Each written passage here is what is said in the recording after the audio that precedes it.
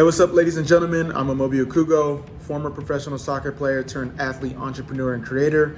It's an honor to be able to speak with you and share my experiences and hopefully some insights that you can apply to your own life. Best of luck as you embark on your own endeavors and your own journey, and hopefully some of the things that I share you can apply to your own situation. A little bit about myself. I'm a first generation Nigerian American, born and raised in California. Grew up playing soccer and basketball until soccer took over. I was very fortunate at a young age to play at a high level, play for the youth national teams, which ultimately led me to the residency program. So essentially I played for the U17 national team in Bradenton, Florida. It was essentially boarding school for the chance to play at the U17 World Cup. So after my cycle there, came back to finish my senior year of high school in Sacramento, and then I went to UCLA on a full ride scholarship.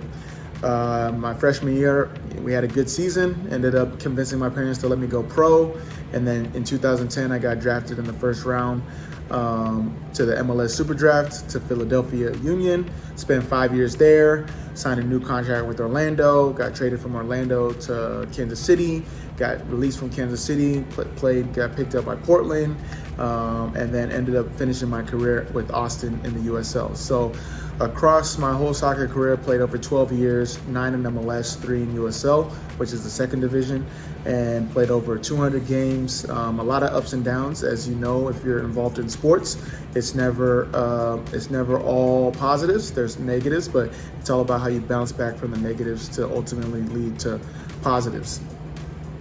One of the things I want to share with you all is, in life, just like in sports, you're going to be dealt with adversity, and it's all about how you respond. So my biggest lesson that I share with young individuals, or anyone for that matter, is, in order to get the life you want, you have to be willing to save yourself first. A lot of people are looking for handouts, looking for help, and while it is, it's okay to get help, it's okay to ask for help, you have to take the first step though. So my strategy is the CPR strategy. So if you're familiar with CPR, it's not CPR in the sense of bringing someone back to life who's out of breath, but CPR is, and it's an acronym in order to take accountability, take your first step forward, and really build up to the life you want to live. So C is for consistency. In anything that you want to do in life, you have to be consistent.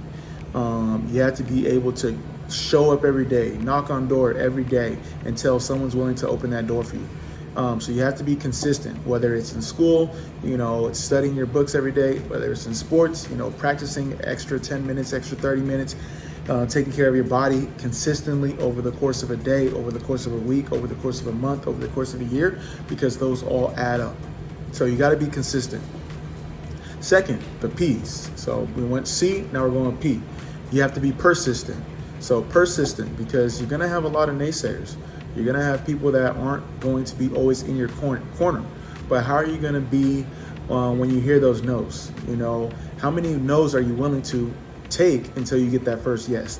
So you have to be persistent. So not only do you have to be consistent, you have to be persistent, against the pressures that may come your way, against the adversity that may come your way, against the naysayers that may come your way. So you have to be persistent. And then the last one, to close it out, you have to be resistant. So R. And you may be thinking like consistent, persistent, resistance, they're all the same, but they're not really. So resistant, you have to be able to, stand, self-doubt. You have to be able to stand the mental fortitude. And if you are able to apply the CPR method to anything in life, to anything, whether it's sports, business, relationships, you will be able to not only take control of the situation, but you'll be able to see the positive from that. So I want you to remember that whenever it comes to a hard pass in your life or a hard moment, what are you doing to save yourself first and foremost? And can you apply the CPR method? And from there, the sky is the limit. I know with the junior achievement and, the junior achievement program, a lot of stuff falls in the line of entrepreneurship, specifically with the YMCA as well. So I want to give you some lessons if you're thinking about entrepreneurship or you're thinking about, a future job. Always answer these two questions. Am I solving a problem? Am I providing value?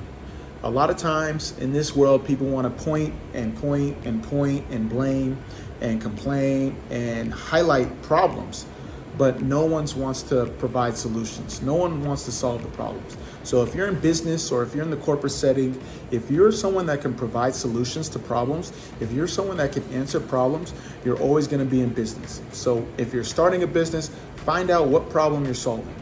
And then to complement that, how are you providing value? People want value adds. So if you can find ways to provide value in whatever that is, whatever you're good at, whatever you are called to do, you will be successful in whatever it is that you do. Hopefully that was helpful. Don't be afraid to reach out. Best of luck, not only this summer, but beyond. I'm happy to be able to share my story, and hopefully that was helpful, and good luck. Thank y'all so much for the time, and looking forward to seeing where y'all land. Have a good day.